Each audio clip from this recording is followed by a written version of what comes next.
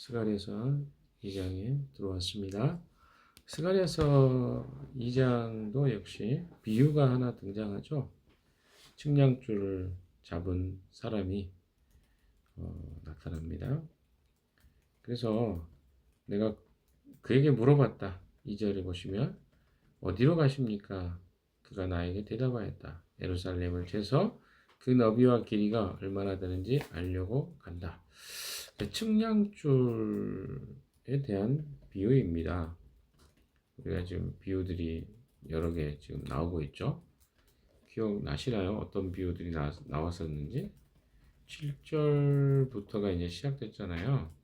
7절부터 쭉 시작됐을 때 붉은 말, 단자, 그리고 밤색 말, 그리고 흰 말, 뭐 이렇게 있었죠. 그 다음에 나오는 이야기가 무엇이었습니까? 혹시 기억나시나요, 여러분?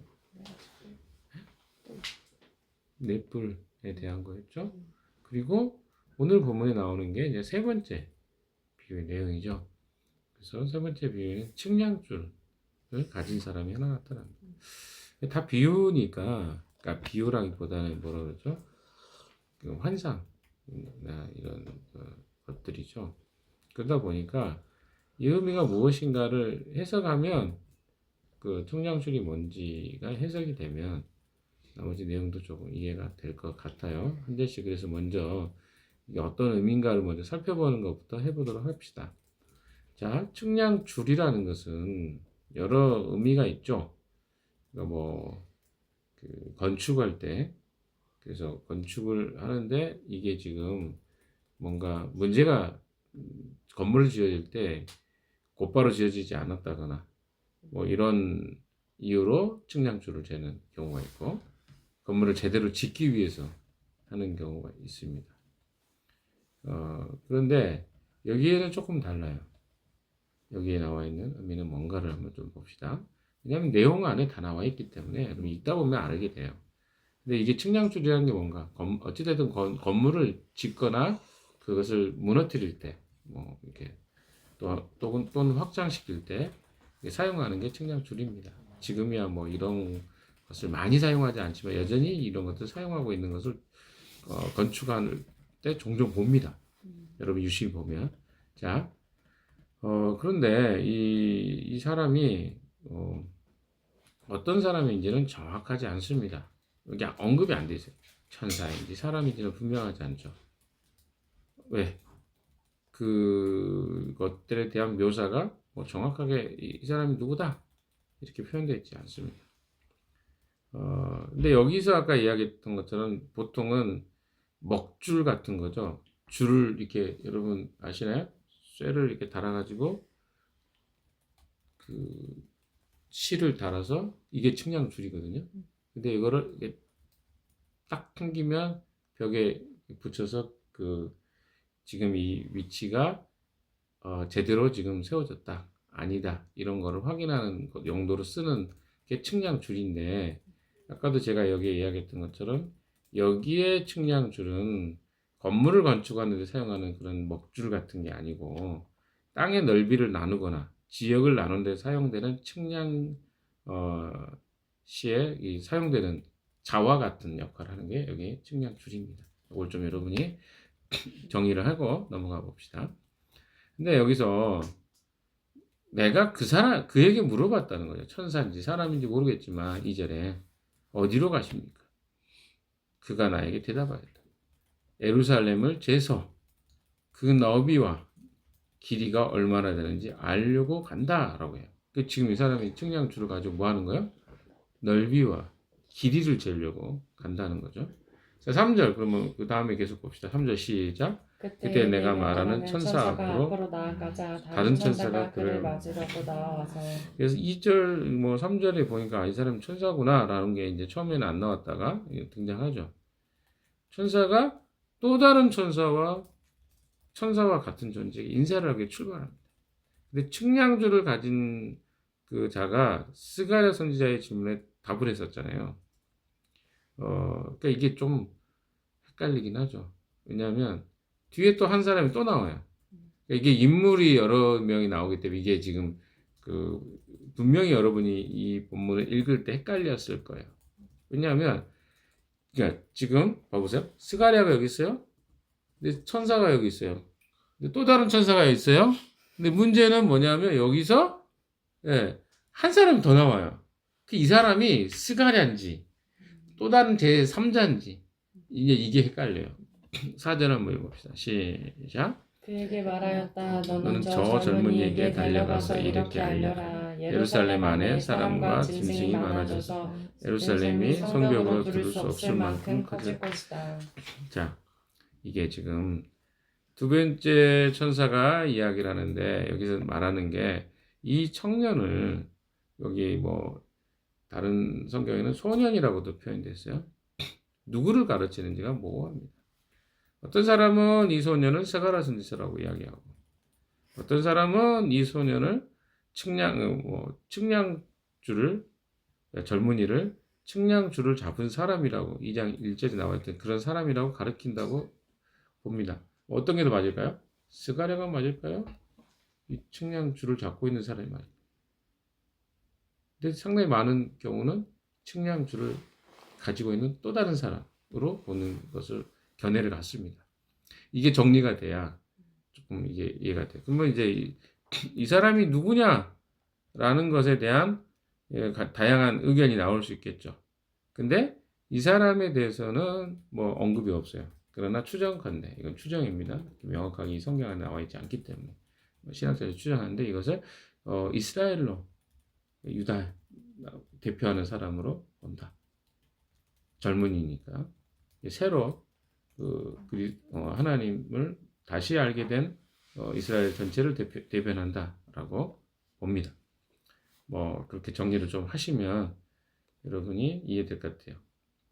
뭐 스가랴로 해석을 하는 경우가 있지만 거의 드물고 이렇게 바벨론에서 돌아온 유다의 모습을 형성한 모습이다라고 할 수 있겠습니다. 자, 그러면 여기에 이제 뭐에 대한 이야기냐면 이렇게 전하라는 거죠. 예루살렘 안에 사람과 짐승이 많아져서 예루살렘이 성벽으로 들을 수 없을 만큼 커질 것이다. 자, 이제 조금 정리가 될 겁니다, 여러분 안에. 왜냐하면 이게 계시나 비유나 이런 것들은 그 내용이 무엇인가가 드러나면 드러날수록 내용이 명확해져요. 이 젊은이한테 가서 뭘 말하는 거예요? 예루살렘 안에 사람과 짐승이 많아져서 예루살렘의 성벽으로 들을 수 없을 만큼 커질 것이다. 이게 무슨 뜻일까요? 지금 계속 이야기해왔던 게 뭡니까? 1차로 포로 귀환했던 사람이 4만 5천에서 5만 밖에 안 돼요. 예루살렘은 이스라엘의 수도잖아요. 수도에 바벨론 포로 갔다가 돌아온 사람이 4만 5천. 물론 그 숫자가 적지는 않습니다. 왜냐하면 생각해보세요. 포로로 잡혀간 지 70년이 지났는데 그 4만 5천 명은 전부 다 어떤 거예요? 이주를 한 거잖아요. 자기 기반을 다 버리고 다시 돌아온 거잖아요. 그러니까 엄청난 수예요. 4만 5천 명만 해도. 물론 옛날에 200만 명 가까이 됐던 그 이스라엘 민족이 처음에 그 가나안 땅에 들어왔던 수에 비하면 턱없이 작지만 많은 수예요. 그러나 예전의 영광에 비하면 이 수는 너무 작아요. 그래서 사람들이 무슨 생각을 합니까? 우리는 이렇게 작은 나라인데 이 성전 지은 것이 어떤 의미가 있을까? 그 고민에 빠졌다니까요. 그리고 성전 회복 운동을 하는 것이 이 사람들에게는 아직도 질문이 많아요. 우리 삶도 지금 퍽퍽한데 이것부터 한다는 게 어떤 의미가? 그래서 성전이라는 어떤 성전 중심, 하나님 중심으로 산다는 것이 사람들에게 너무나 막연한 이야기였던 거예요. 근데 하나님이 이 계시를 통해서 뭘 이야기해 줍니까? 예루살렘 안에 사람과 짐승이 많아질 거다. 지금 너희가 볼 때는 5만 명도 안 되고 이 성이 보잘것없어 보이지만 하나님이 여기에 예루살렘의 성벽으로 들을 수 없을 만큼 사람들이 막 늘어 짐승도 커질 것이다. 이런 걸 이야기하는 거죠. 그러니까 이건 뭡니까? 희망이죠. 격려죠. 왜? 지금 상태는 형편없는데 그걸 자꾸 어때요? 보여주면 괜찮네. 우리 여기서 사는 게 잘 살아야 되겠네. 성전을 건축하는 곳이 지금 이렇게 낙심할 일이 아니네. 그 성전이 보잘것없다고 해서 우리가 실패한 게 아니라 이런 생각이 들 거 아닙니까? 그래서 이 말씀 준 거예요. 5절도 읽읍시다. 5절 시작. 바깥으로는 내가 예루살렘의 둘레를 불로 감싸 보호하는 불성벽이 되고 안으로는 내가 그 안에 살면서 나의 영광을 드러내겠다. 나 주의 말이다. 여기 이제 중요한 게 나 주의 말이다. 주님이 하신 말씀이라는 거예요. 근데 여기서 우리가 좀 생각해봐야 이게 무슨 말인가? 우리가 지금 살고 있는 시대에는 이 성이라는 개념을 성벽이나 성이라는 개념을 그렇게 크게 생각하지 않을 수 있습니다. 왜 그럴까요? 우리는 그런 경험이 없어요. 요즘에 뭐 미사일 쏘는데 대포 쏘는데 성이 무슨 표현 의미가 있고 그러나 지금 생각해보세요. 이게 지금 언제적 이야기입니까? 2500년 전 이야기. 2500년 전. 이걸 잘 생각하죠. 우리가 뭐 삼국시대, 뭐 조선시대만 해도 성벽이 얼마나 중요했어요. 왜 그래요? 무기가 변변치 않으니까 이 성은 못 뚫는단 말이에요. 그러니까 성은 결국 뭡니까? 자기들의 생존에 중요한 거예요. 그래서 성벽이 없으면 외부로부터 침입을 당하고 공격을 당하는 것이 너무나 명백해요. 근데 지금 생각해 보세요. 이스라엘 백성들이 이제 바벨론의 포로로 갔다가 돌아왔어요. 페르시아 때 돌아왔는데 지금 이 사람들은 성벽이 없어요. 성벽 제거는 한참 뒤에 한단 말이에요. 느헤미야 때 하잖아요. 그 느헤미야 시대가 BC 480년, 뭐 440년, 뭐 이런 시기란 말이에요. 그러니까 어때요? 이거는 아직도 40년, 50년 뒤에 있어질 일이란 말이에요. 그럼 이 사람들은 누가 보호하냐는 거죠. 왜? 지금 자기 집도 없어요? 성벽도 없어요? 근데 지금 우리가 성전을 건축한다고? 야, 뭐 하는 거야? 이런 거죠. 왜? 성벽이 있어야 외부의 침입으로부터 자기를 보호해 주는데 그 보호 장벽이 없는 거예요. 그 상황에 하는 이야기란 말이에요. 그때 하나님 뭐래요? 바깥으로는 내가 예루살렘의 둘레를 불로 감싸는 보호하는 불성벽이 되고, 그러니까 하나님이 과거에 이스라엘 백성 불로 지키셨거든요. 그렇죠? 구름 기둥과 불 기둥으로 그를 보호하셨어요. 어떨 때? 이스라엘이 출애굽했을 때 200만이나 되는 그 백성들을 하나님이 앞과 뒤로, 여러분 바로가 쫓아올 때 불이 그걸 보호해 주잖아요.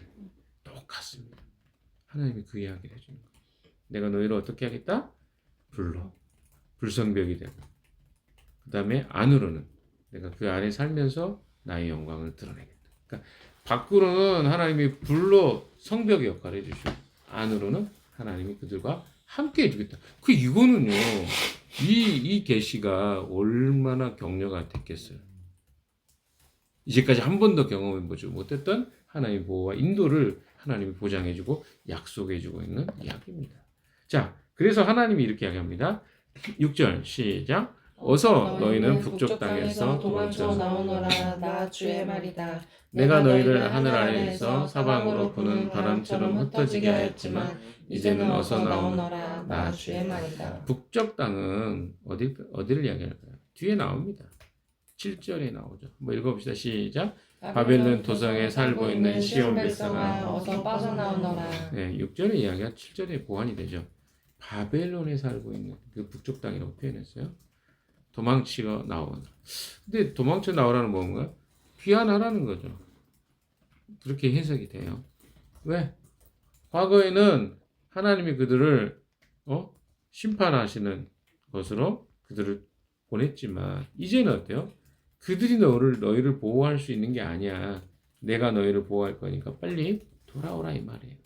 그 이야기가 6절, 7절 이야기입니다. 자, 8절 읽읍시다. 하나님이 뭐라고 또 이야기하시는지. 8절 시작. 만군의 주님께서 이렇게 말씀하신다. 주님께서 나에게 영광스러운 임무를 맡기시고 너희를 약탈한 민족에게로 나를 보내시면서 말씀하신다. 너희에게 손대는 자는 곧 주님의 눈동자를 건드리는 자다. 자, 눈동자가 뭡니까? 우리 몸에서 가장 예민하고 민감하죠. 눈 주변에 손이 가면 어떻게 해요? 자동으로 눈이 막아지죠. 왜요? 눈은 그만큼 예민하고 중요한 곳이잖아요. 근데 하나님이 어때요? 이스라엘 백성의 눈동자가 되신다. 그렇죠? 그래서 너희에게 손을 대는 자는 곧 주님의 눈동자를 건드린 자란다. 그러니까 이 하나님의 이 말은 뭡니까? 그 백성에 대해서 하나님은 어떤 태도와 생각을 갖고 있다. 근데 우리가 어제도 그런 이야기 했지만 이 땅에 살다 보니까 이게 잘 안 믿어진단 말이에요. 에이 설마 나 그런 거 못 느끼겠는데? 하나님 나 그렇게 눈동자처럼 나를 지키신다고? 예. 우리가 눈동자라고? 내가 무슨 일이 당해도 아무 일도 없었던 것 같은데요? 뭐 이렇게 생각하죠. 근데 중요한 건 뭡니까? 하나님 우리를 그렇게 여기겠다라고 말씀하시는 거예요. 그렇잖아요. 그러면 그게 사실인 거죠. 그럼 우리가 의심하고 아니라고 이야기한다고 해서 아닌 게 되나요? 자, 9절도 읽어봅시다. 시작. 내가 손을 들어 그들을 치면 그들은 저희가 부리던 부리던 종에게 중에서 노략질을 당할 것이다. 뭡니까? 그때 여기 보세요. 이게 뭡니까?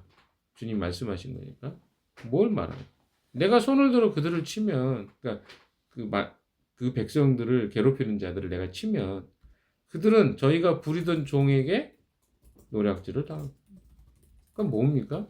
하나님이 노략을 하는 자를 치면 오히려 노략을 하는 자가 노략질 당하는 자가 된다는 거죠. 이게 하나님이에요. 이분이 하나님. 이게 하나님이 아니라 이분이 하나님. 그러니까 그 백성들을 하나님 보호하시겠다고 했는데 그를 공격하는 자들 어때요? 노력하는 자가 아니라 노력질 당하는 자가 될 수 있을 만큼 하나님이 그런 강력한 힘을 가지고 계신 분이시다. 그때야 비로소 너희는 만군의 주님께서 나를 보내셨음을 알게 될 것이다. 이게 뭐냐면 이 바벨론의 도성 페르시아 땅이죠. 이제는 페르시아가 바벨론을 멸망시켰으니까 이런 그러면 이제 패권 국가니까 거기에 있는 게 우리는 안전하다. 아니 거기에 군대가 얼마나 많고 얼마나 내가 의지할 게 많아 라고 하는 생각이 우리에게 있단 말이에요. 그런데 하나님은 뭐라 그래요? 아니 그들은 내가 언제든지 노략질하는 자가 아니라 노략질 당하는 자가 될 수도 있어. 그걸 내가 할 수 있는 존재. 그러니까 어때요? 너희가 그걸 깨닫는 순간 아 하나님 정말 온 세상의 주인이시구나. 그래서 만군의 하나님이시구나. 이걸 알게 됩니다. 그러니까 이 세상의 역사를 통치하시는 분이 하나님이시라는 것을 계속해서 하는 경우. 그러니까 실질적으로 세상을 통치하는 자들이 눈에 보여지는 이 패권국가들 같지만 그들은 하나님이 성경에서 말하고 있는 것에 일관되게 하나님은 그들을 통제하고 또 시기적절하게 다스리고 계신다는 것을 이야기하십니다. 10절 읽어볼까요? 시작. 도성 시온아 기뻐하며 노래를 불러라. 내가 간다. 내가 내 안에 머무르면서 살겠다. 자, 이게 중요합니다. 시온아 기뻐하며 노래를 불러라.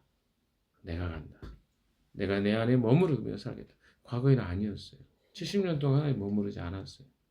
하나님이 이 약속을 주십니다. 그러니까 가장 축복이 그리스도인들의 가장 큰 축복은 뭡니까? 하나님 우리와 함께 하시는 거예요. 임마누엘. 그 메시아가 이 땅에 오신 것도 임마누엘의 축복이죠. 이제 회복된 이스라엘과 내가 함께 하겠다. 그 이야기를 하시는 거죠. 11절 읽어봅시다. 시작. 그날에 많은 이방 백성들이 주님께 와서 그의 백성이 될 것이다. 주님께서 예루살렘에 머무르시면서 너희와 함께 사실 것이다. 그때야 너희는 만군의 주님께서 나를 너희에게 보내셨음을 알게 될 것이다. 예, 이것은요. 우리가 이제 10절부터 이야기하는 것들이 하나님이 그 백성과 함께 머무르겠다. 이 말은 단순히 스가랴의 이 예언서가 그 시대적인 것만 이야기하는 게 아니에요. 스가랴는 굉장히 많은 부분이 메시아에 대한 어떤 예언적 의미를 담고 있습니다. 나중에도 그런 부분이 나올 건데, 근데 여기서 뭡니까? 그리스도가 오셔서 그 백성을 회복시키는 날에는 어떤 일이 일어나냐면 이스라엘만 회복되는 게 아니에요. 누구도 회복됩니까? 이방 백성들이 주님께 와서 그의 백성이 될 것이다. 그 그리스도의 이 땅에 다시 오심을 이야기하고 있는 것입니다. 여러분 잘 기억하세요. 이 표현이 왜 나와요? 이 이후로도 한참 동안 이스라엘은 어때요? 자기 백성들만 구원받는다고 생각을 했어요. 그러나 스가랴서에 기록하고 있는 이 구원의 메시지는 누구를 향해요? 그리스도가 오심으로 하나님 백성 가운데 거함으로 결국은 그들만 구원하는 게 아니라 누구도 이방의 백성들 구원될 것이다. 그리고 사실 하나님의 궁극적인 이스라엘 나라를 세우신 이유가 여기 있어요. 이스라엘을 통해서 열방을 회복시키는 게 목적이었지 이스라엘만 구원하는 게 목적이 아니었거든요. 근데 이스라엘이 그걸 잊어버렸단 말이에요. 그게 결국은 심판받게 된 거죠. 여러분 우리가 구원받은 것은요.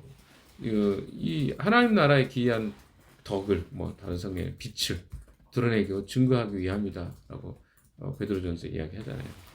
그의 아름다운 덕을 선전하기 위함. 뭐 때문에? 우리가 구원받은 이유예요.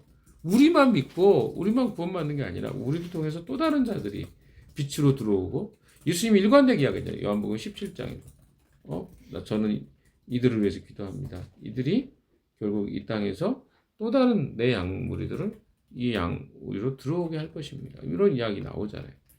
다 예수 그리스도와 하나님의 관심은요. 열방이 회복되고 구원되는 거예요.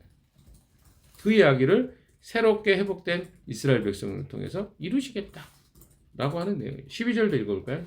12, 13절 읽어보겠습니다. 시작. 주님께서 그 거룩한 땅에서 유다의 특별한 소유로 삼으실 것이며 예루살렘을 가장 사랑하는 도성으로 선택하실 것이다. 육체를 지닌 모든 사람은 주님 앞에서 잠잠하여라. 주님께서 그 거룩한 거처에서 일어나셨다. 예. 이게 뭡니까? 소유로 삼으실 것이다. 소유라는 것은요, 상속받다는 뜻입니다.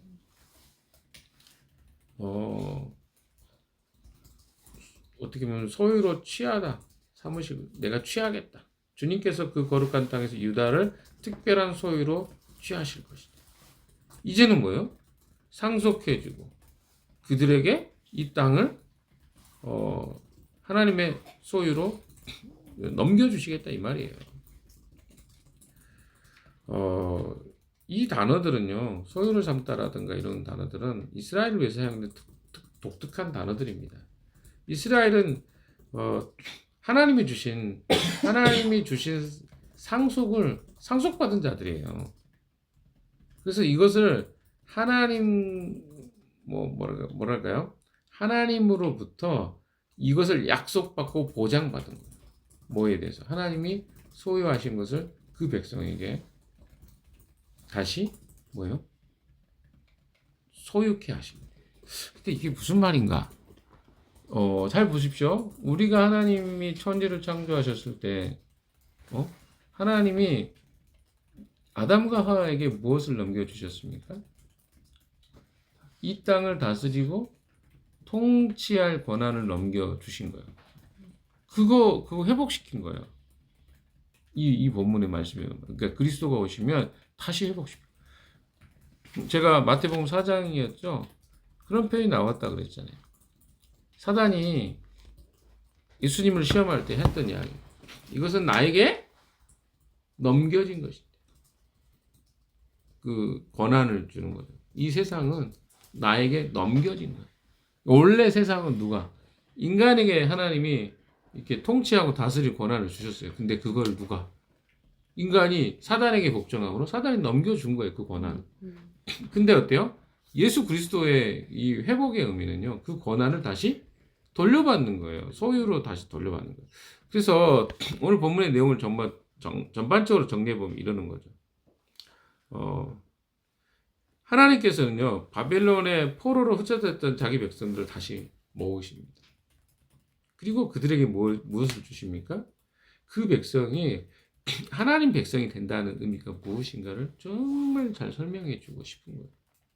성전이라는 것이 그래서 어떤 의미가 있고 니들이 하고 있는 이 일의 의미가 어떤 의미가 있는지를 지금 두려워 떨고 있는 이스라엘 백성들에게 상기시켜 주시는 거예요. 그러니까 계시록은 묵시록은 어떤 것들이냐면 현재의 삶을 그들이 잘 살아가기 위해서 미래 이야기를 해주는 거예요. 그래서 미래 이야기를 통해서 뭘 하는 거죠? 현재의 삶에 대해서 낙심하고 낙담하지 말고 너 괜찮아, 잘 가고 있어. 보여지는 것이 전부가 아니고 그 보여지는 것 배후에 있는 하나님의 일하심과 하나님의 역사하심이 진짜 너의 삶에 영향을 주는 거야. 여러분 그렇지 않습니까? 우리가 보여지는 것만 보면 우리 낙심해요.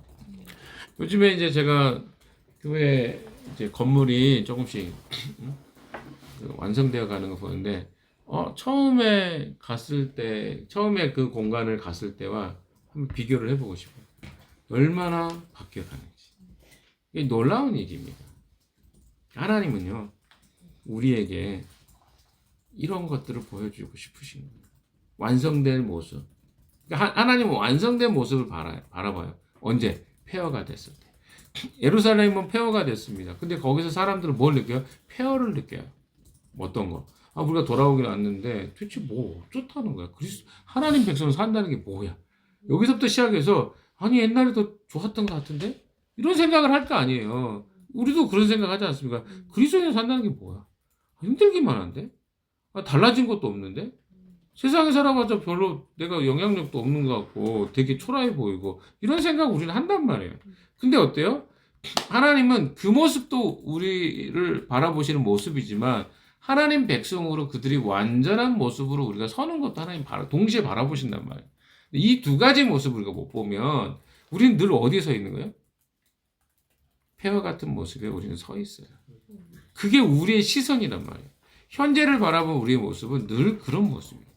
그러나 하나님은 우리를 어떻게 봐요? 완성된 모습, 하나님이 보이지 않는 손으로 보호하시는 모습, 우리가 얼마나 소중하고 하나님 눈동자라 그러잖아요. 우리를. 하나님의 눈동자다. 이런 표현을 어디서 볼 수 있어요? 불성벽으로 너를 보호하겠다. 이제부터 너를 사랑하겠다. 내가 너희와 함께 하겠다. 밖으로는 불성벽이 되고 안으로는 내가 너와 함께 거주하겠다. 이런 표현들이요. 바로 하나님 우리에게 해주시는 약속입니다. 우리가 어떤 존재인가를 우리는 늘 잊어버려요. 그래서 누구와 세상 사람과 비교할 때 그들과 우리가 똑같다고 생각해요. 그러나 그리스도인의 특권은 뭡니까? 하나님이 우리를 어떻게 바라보시는가? 그의 약속의 근거에 살아가는 사람이 그리스도인이잖아요. 그럼 하나님 우리를 눈동자로 여기시겠다. 내가 너를 이렇게 보호하시겠다. 그러면 우리 믿고 살면 되잖아요. 근데 그 믿음이 없으면 어떻게 가는 거예요? 자꾸 내가 보여지는 것은 나를 보고 사람들이 나를 뭐라고 말하는가, 나를 어떤 표정으로 바라보는가로 나를 인식한단 말이에요. 근데 하나님은 하나님의 약속을 우리가 바라보고 하나님 백성으로서 오늘 현재를 살아갈 것들을 요구하십니다. 왜? 낙심해 있는 이스라엘 백성들에게 이런 계시가 그들에게는 어때요? 땅이 넓어지고 확장되고 거기에 동물들이 어때요? 나중에 넘쳐나서 여기는 더 이상 거하기 어려울 정도로 그 성벽을 재건 더 넓히지 않으면 안 돼. 그래서 측량하는 게 나온 거예요. 처음에 나온 이야기가. 이거 더 넓혀야 되겠는데? 이걸 보시는 거예요. 근데 우리는 이걸 못 봐. 그래서 이걸 보라고 가르쳐 주시는 거죠. 오늘 하루 여러분 안에 내가 그리스도인을 산다는 건 이런 겁니다. 그래서 그런 그리스도인의 모습으로 여러분이 살아가는 내가 보는 게 전부가 아니구나. 하나님 보신 눈으로 내가 오늘 나를 바라보는 하루가 되게 해달라고 기도하는 여러분 되시기를 주님의 이름으로 축원합니다. 기도하겠습니다.